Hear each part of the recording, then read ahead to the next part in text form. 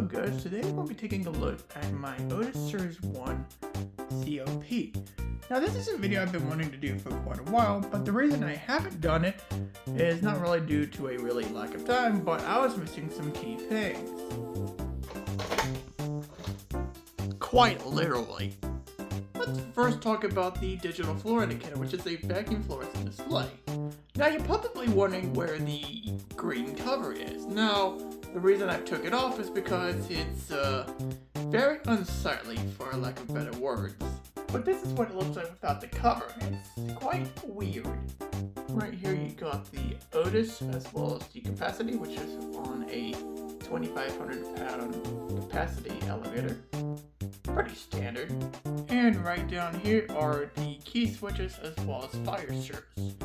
As you can see, it's a little bit beaten up with this button apparently being scratched. It's also very clicky. That's the call cancel button. As you can see there is a fire hat, fire service, as well as a please exit when doors open sign, which is used on fire service. This top key switch here is, I believe, independent service. So ideally you would turn it from here to here and then back here, but this one's a little bit odd because it's actually missing its base, so you can basically turn it 360 degrees any direction, which is kind of strange. It's obviously not supposed to do that, but this one does it on my panel because it does not have a base. Fire service has 3 modes. You got off, hold, and on, so you can just turn it any direction you want. That's not how it works in fire service, but that's just how the key switch operates. You've got 3 places to go, so you got 3 places to turn. And you also have the car cupping inspection switch. Just turn it to inspect and off. Pretty standard. And as we move down here, you can see how kind of beaten up and messed up the panel is. It's got some tape on it for some reason. There's some scratches, but that's pretty standard wear. Not the tape though, that's kind of weird. Down here you got 3 buttons. You got the basement, 1 and 2. As you can see, 1 is a little bit faded in terms of its rail. Right here you got your door open and door close buttons. Compared to the floor buttons, well, this one's a little bit more mushy. This one is pretty clicky.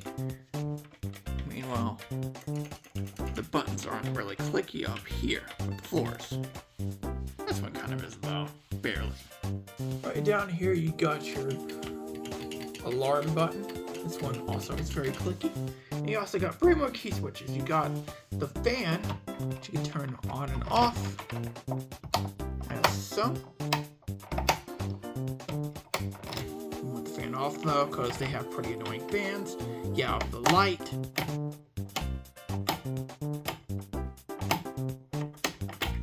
And then you have the run and stop switch.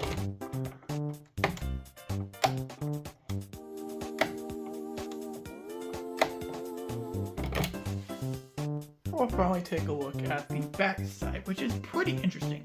One thing you might be able to tell right off the bat are the hinges attached. That's because this is a swing panel. In fact, most Series 1 panels are swing panels. Right back here, you can see how the digital fluorescent display works with this circuit board right here. To your right, you got a buzzer, which usually sounds like mudge mode and fire service. I honestly have no clue what this is. If anyone can help me out in the comments section, that would be nice, but it's just another circuit board for something. I'm not too knowledgeable about this part right here. Right back here is the top portion of the panel. As you can see, the call cancel button does not have a base, so it's very clicky. So since it doesn't have a circuit board, it sounds more clicky than others, as you'll soon see with some other buttons. You also have the fire service and indicator lights right here. Got the key switches, and as I mentioned, this one does not have a base, so it pretty much turns 360 degrees since it doesn't have a base. The other key switches work as normal, as you can hear. Right around here is some more empty spaces for more key switches and buttons, but since this is a freestyle panel, this top section right here is pretty much empty. But it's quite interesting to see how modular this can be when it was made. Down here are your standard buttons, and since they have circuit boards, they're not very clicky compared to some others. You also have the door open and door close buttons, which don't have bases, so they're pretty clicky. And down here you got the key switches and all that other stuff, as well as the alarm button.